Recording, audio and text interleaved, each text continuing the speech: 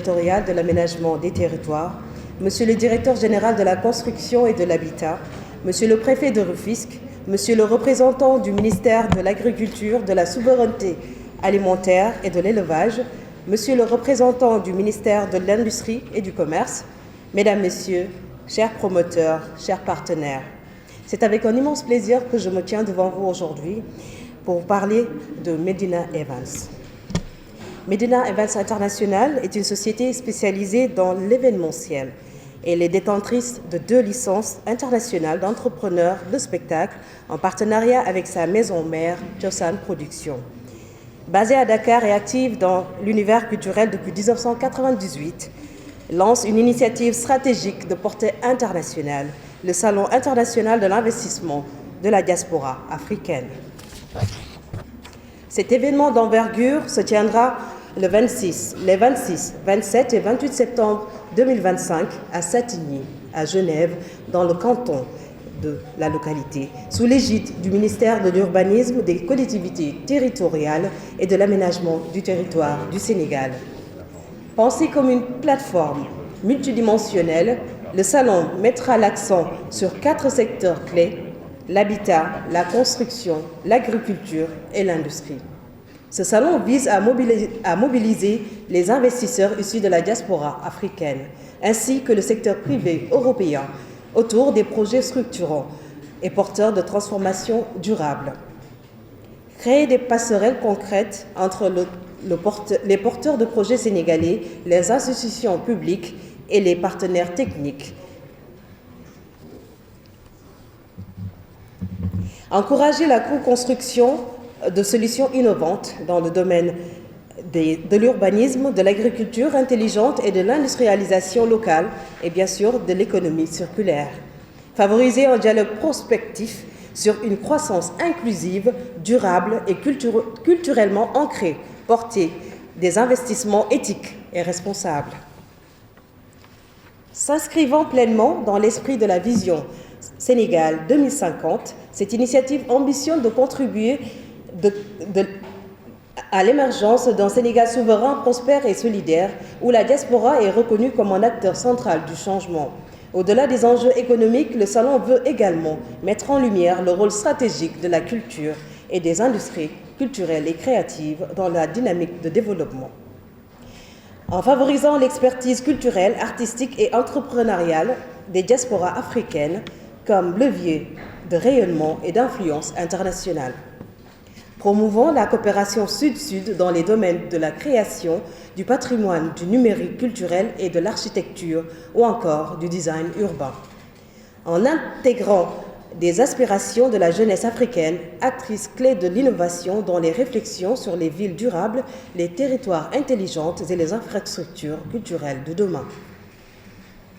Nous appelons à l'engagement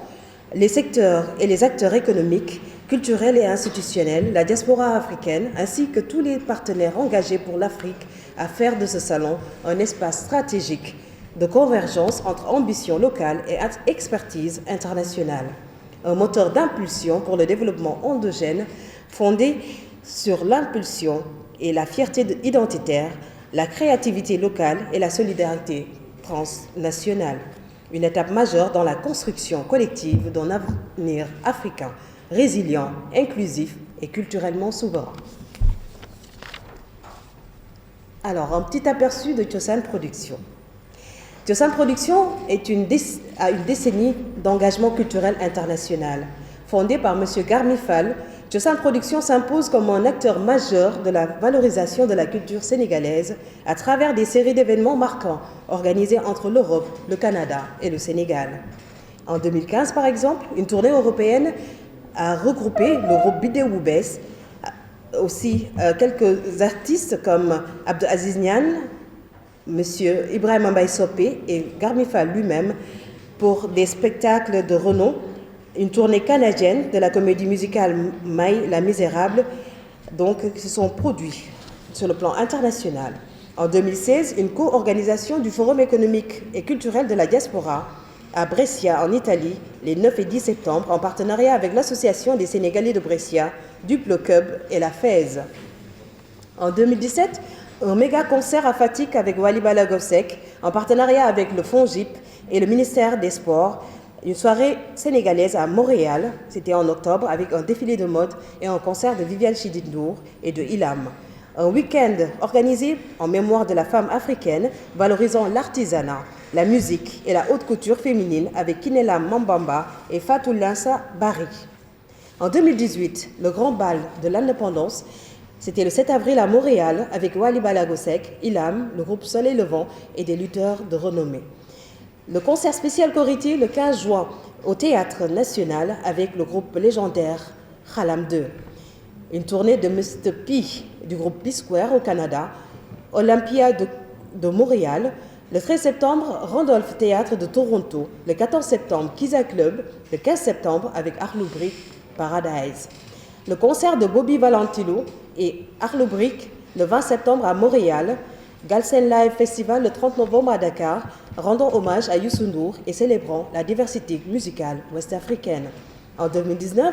Tiosan Production organise un concert international à Dakar avec le groupe canadien Montel, Quality Montel, avec Arlo Brick Paradise et Garmifal Orchestra en partenariat avec King FM et l'ambassade du Canada. En 2022, après une pause due au Covid-19, création du label Medina Events International en France, organisation de dîner de gala spécial 18 Safar à Paris le 1er septembre et à Marseille le 4 septembre à l'initiative de Serigne Modou Rokhaya Mbacké et des conférenciers mourides. Alors, ce qui nous regroupe aujourd'hui, c'est le lancement donc, de Sidia. Et sachez que 2 soirées de gala seront organisées pour mettre en lumière la diversité culturelle sénégalaise avec de grands artistes de renom qui feront l'animation sur place à Genève. Alors, merci de votre attention et bon salon à tous. Voilà, may commencer damay jaajëfal sunu autorités yi ci vision bu leer bi ñu teg te ñu war cee ñun dox sunu wàll te dañoo jógee ci plan de redressement te lii nii muy wàllu habitat construction ak industrie dañu am ay jéego yu am solo ñu mën a dox yu ñu mën a def ci wàllu ci secteur bi te tey jii dañoo ñëw def lancement bu Sidia mu nekk premier salon qui est destiné à l'investissement étranger, l'investissement de la diaspora. Def nañ tëgg nañ ab projet yu am solo pédale rue restructuration rénovation immobilière ak les BMR donc tëgg nañ ay projets yu am solo yoo xamante ne nii pour financer ko yaakaar na ne warul jafe te ñun dëkk bi toll fi nekk nii day soxla yoo xamante ay projets yoo xamante ne nii ñun dañ koy initier te tamit projet yi ñu def ko ba projet yoo xamante dina mën a indi des opportunités d'investissement bi ñu demee rek ba tabax projet yi yaakaar nañ ne bu ñu ñëwee dem lu mat bitim réew ak yenn pays yoo xamante ne am nañ yaakaar nañ ne foofu noonu am na ay investisseurs te investisseurs yi ñu ci woo ñu ngi ci ñëw ñu toog ak ñoom waxtaan ak ñoom xool ñoom nan la ñu mën a ñëw indi investissement yu ñu soxla ndax Sénégal gëm nañ ne compétence bi mi ngi fi xam-xam mi ngi fi mën-mën mi ngi fi te bëgg-bëgg mi ngi fi waaye leen rek boobu moo des mooy ko wàllu investissement moo tax salon bu ñuy def nii mu nekk salon bu am benn particularité par rapport ak yeneen salon yi salon bu ci nekk da am benn rôle bu spécifique bu war a def loolu lépp ñu tënk ko ci benn genre stratégie bu complet bu am solo ku ci nekk jouer benn rôle bu déterminant pour que ñu mën a réussir en tout cas ñu war a réussir suñu mission dañ ci nag ànd ak suñu naataango ministère Moussa Balla Fafana ànd ak ay naataango ministère de l'industrie et du commerce ak ministère de l'agriculture mu nekk ñetti ministres yoo xamante ne day ñëw def délégation bu mat dem Genève rencontrer sénégalais yi de la diaspora ñoo xamante ne dañuy am wuti solution peut-être kër ak tamit am ay solution ci agriculture wala industrie mais surtout ñoo xamante ne nii dinañ mën a ñëw andi dugal seen loxo ci économie pays bi dugal seen loxo ci projet yi xamante dañ koo tëgg fi nekk ba mu pare léegi nag loolu day nekk cadre monté dina mën a permettre ñu am ay rencontres du ñuy def entre investisseurs yi mais surtout gën a renforcer ñetti secteurs yi muy industrie habitat ak agriculture ndax ñii nii dañu am benn poids bu am solo moom te dañ koy jouer ci wàllu économie fekkee ne ñetti secteurs yi nii commencé nañ di liggéey ci wàllu ci seen en tout cas seen domaine ñu ne suñu objectif ndax pour ñu mën a résorber gabu 500 000 logements yi il faut que industrie bi ak agriculture ñu mën a ci liggéeyandoo ku ci nekk indi benn contribution pour que ñu mën a résorber sa gap parce que ku ci nekk da am benn rôle bu am important boo joué te képp ku liggéey ci wàllu rek ku développé ci wàllu habitat ak wàllu construction rek daanaka di nga mën a soulager en tout cas difficulté sénégalais yi ndax ku ci nekk xam nga nu loyer cher ku ci nekk yaa ngi sentir le logement en tout cas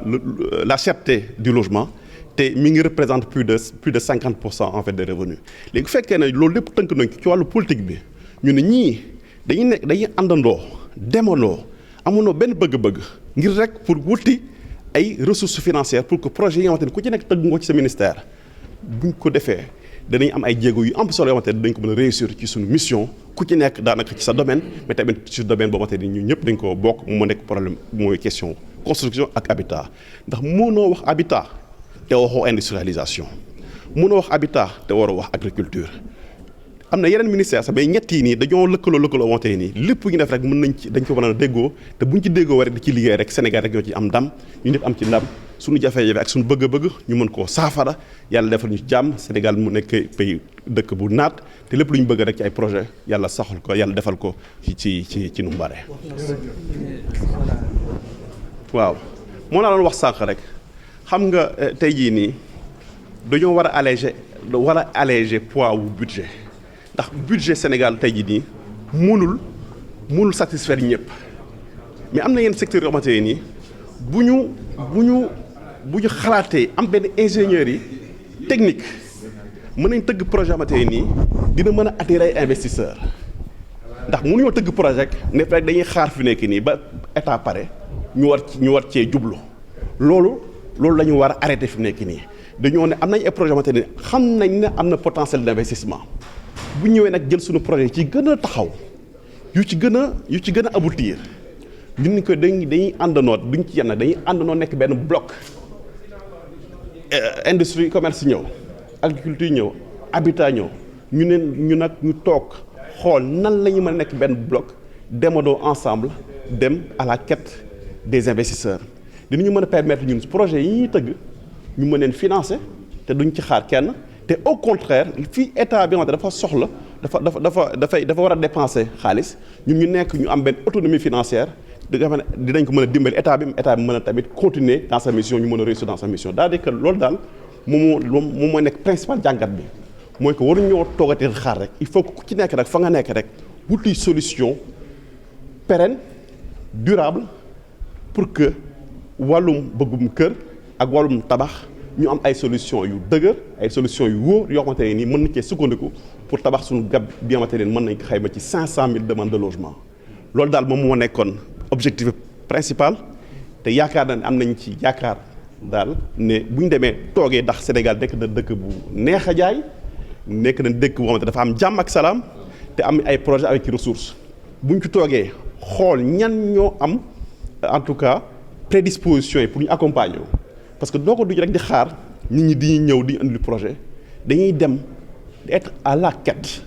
xool kan moo fi taxaw ak nan nga tëdde ak nan nga toogee pour nga ñëw ñu avancer ñun ce qui fait que ñun maintenant ñu ñooy choisir ñan lay war a liggéey ak ñun mais pas tout simplement ñu war a subir en fonction de kii ñëw di proposer loolu bëgg nañ koo def ci Genève bëgg nañ tamit defaat ko feneen ndax yaakaar naa ne investissement ak financier fu mu mën di nekk ak ñun suñu projet mën nañ dem exposer suñu projet convaincre leen ñu indi de vrais financements pour que suñu projet ñu mën leen taxaw ñoo xamante ne sociétés yoo xam dañoo war a nekk ci wàllu viabilisation ñu am les moyens pour viabiliser ñu war tabax les bâtiments édifices publics ñu mën ko tabax ak ñeneen pour ñu mën a avancer parce que nekk na point bi gën a bloqué en tout cas li ci fekk ci diagnostic du 100 000 logements parce que le problème des ressources longues ak le problème du financement dafa nekkoon un blocage tey jii nii il y a 3 ans yoo xamante ni les projets qui ont commencé sont à l'arrêt donc il faut qu'on trouve des solutions te salon bi nii c'est une occasion pour ñu rencontrer les secteurs te damay wax ne yemul rek ci secteur privé ou public plutôt dafa nekk secteur public ba tamit secteur privé bépp promoteur bu yaakaar ne am na ay projets yu wóor wante ne bëgg nañu ànd ak ñun il est le bienvenu mën na ñëw def une délégation parce que fi ñuy toog di wut ay investisseurs ci projet public yi noonu lañ ko wutee ci projet privé yi daanaka ñëpp lañ boole yemale ñu defoon mooy que Sénégal rek moo ci amee ndam Sénégal moo ci réussir pour l'intérêt des Sénégalais.